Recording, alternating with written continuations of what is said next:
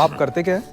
मैं और मेरी बीवी दोनों प्रोफेसर हैं नेशनल कॉलेज में फिलॉसफी के। अच्छा, मेरी वॉच कंपनी है, Inamdar watch company. I think I have seen it Gunbow street पर। करेक्ट। और मेरा छोटा भाई जो है वो इंटरनेशनल फार्मास्यूटिकल कंपनी में परचेज मैनेजर है। गुड। आप मेरे पिताजी के बारे में क्या जानकारी रखते हैं? कुछ नहीं। देखिए उनके पास उनके पास कुछ भी पैसे नहीं है वेरी गुड। और हम दोनों भी कुछ खर्च नहीं कर सकेंगे। ये तो और भी अच्छी बात है क्योंकि हमारी कोई अपेक्षा नहीं है। तो क्या फायदा किस में? ऐसे अनजान लोगों के माँ बाप को गोद लेना एंड नहीं नहीं नहीं, हमारा ऐसा कोई विचार नहीं है। पैसों का, नफा नुकसान का, ये सब विचार रखने से हमारी भावनाएं दूषित होती हैं। पैसों का कोई विचार नहीं तो ये सब किस लिए? Just for the sake of it. दो बुजुर्गों का जीवन जितना संभव है सुखी करना, बस। और आपके माता पिता? मैंने अपनी माँ को देखा तक नहीं। मैं 15 दिन का था जब वो गुजर गई। पिताजी? वो भी घर छोड़कर चले गए थे। झगड़ कर? नहीं, वो ऐसे 2-3 बार जा चुके थे। जो अपने माता पिता को नहीं संभाल सकता है वो ऐसी। मैं 15 दिन का था जब माँ गुजर गई। उस वक्त तो झगड़े की कोई बात नहीं थी। और पिताजी गए तो 5 साल बाद आए। मैं पड़ोसी गाड़गिल के यहाँ बड़ा हुआ।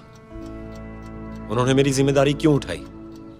अतः एक दूसरे के फायदों के लिए, हितों के लिए, खुशी के लिए किसी न किसी को हाथ बढ़ाना ही पड़ता है। और मान लीजिए कि आपके पिताजी वापस लौट आए तो? कभी न कभी तो आएंगे। फिर हमारे माता पिता लौटा देंगे आप? नहीं नहीं, हम सब साथ में ही रहेंगे। ऑलरेडी वो बाबूराव जोशी हमारे साथ में रहते हैं। वो अकेले ही हैं। Sorry but it looks funny. It does look funny इस पैसे की दुनिया में। मिस्टर मलिक, अगर मैं आपसे एक बात कहूँ तो आप बुरा तो नहीं मानेंगे? बिल्कुल नहीं, बोलिए। देखिए मैं समझता हूँ, हम दोनों ऐसा समझते हैं कि हमारे माता पिता का मामला हमारी घरेलू बात है और आप इसमें ना पड़े। अभी मैं एक बात बोलूं तो आपको बुरा तो नहीं लगेगा? कहिए। जिस दिन आपके पिताजी ने हमें गोद लीजिए ऐसा विज्ञापन दिया, उस दिन से आपका घरेलू मामला नहीं रहा। जिसने भी ये विज्ञापन पढ़ा होगा उनको मालूम पड़ गया होगा कि बुजुर्ग के पास पैसे नहीं है। और जो भी 1000-2000 इस विज्ञापन के लिए लगे होंगे उन्होंने अपने बेटे के जेब से या बक्से से निकाले होंगे। यदि आपके पिताजी के पास पैसे होते तो विज्ञापन का सवाल ही नहीं उठता। तो आप हमारे माता पिता को अपने माता पिता मानेंगे? आप गलत कह रहे हैं। क्या? आप उन्हें अपने माता पिता नहीं मानते, इसलिए मैं मानूंगा। मुझे तो बिल्कुल पागलपन लगता है। अन्ना करवे। ये कौन है? धोड़ो केशव करवे। हाँ, वो जो खूब दिन जिए थे, राइट? अजी साहब, आपको सिर्फ इतनी जानकारी है, वो सिर्फ जिए नहीं थे। दुनिया की जितनी ठुकराई स्त्रियां हैं उन्होंने अपनी बेटियां माना। उस समय उन्हें भी पागल कहा जाता था। ऐसा पागलपन किसी न किसी को करना ही चाहिए। और हमने विरोध किया तो? मुझे उनसे मिलना है। वो इस वक्त कहाँ हैं?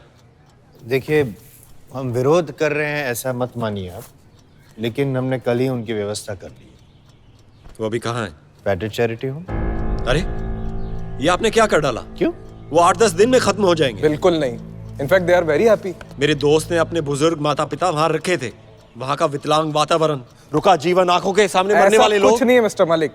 वहाँ सुबह सुबह गुड मॉर्निंग कहते हैं। लेकिन जिसको गुड मॉर्निंग कहा था वो मरा था, ये सिर्फ गुड इवनिंग को मालूम है। नॉनसेंस। वहाँ सुबह अंडों का ब्रेकफास्ट मिलता है, मछली मटन चिकन का भोजन मिलता है, सब डोनेशन पर। फिर भी मेरे दोस्त के पिताजी 8 दिन में खत्म हो तो गए। आपने उन्हें गोद क्यों नहीं ले लिया?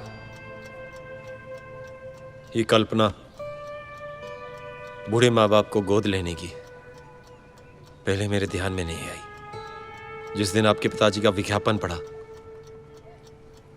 उस दिन इस कल्पना से रोमांचित हो गया।